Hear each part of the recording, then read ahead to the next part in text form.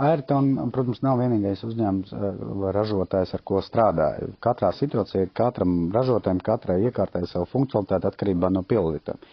Bet, ja mēs runājam par šīm inovatīvajām tehnoloģijām, ko mēs šodien novērojām, un, kā saka, daudz kas tika prezentēts, Kailami un Veloce, un vispār par Ayrtonu, tad viņš ir tāds līderis šobrīd tieši inovācijās, un te ir 3 vaļi.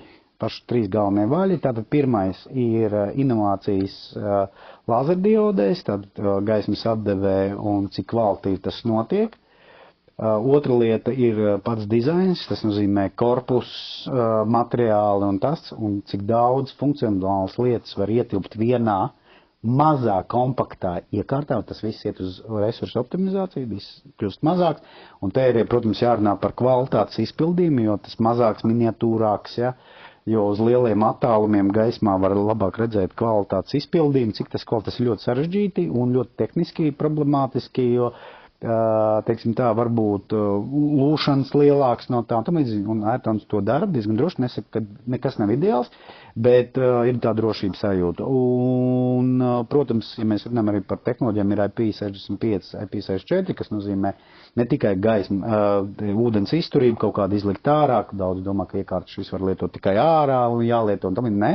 IP tehnoloģijas tieši attīstīts uz to, lai apkalpošana būtu lētāka, ka mēs netaisam vaļā, iekārta lūst retāk, putekļi tiek retāk, optimetrijā.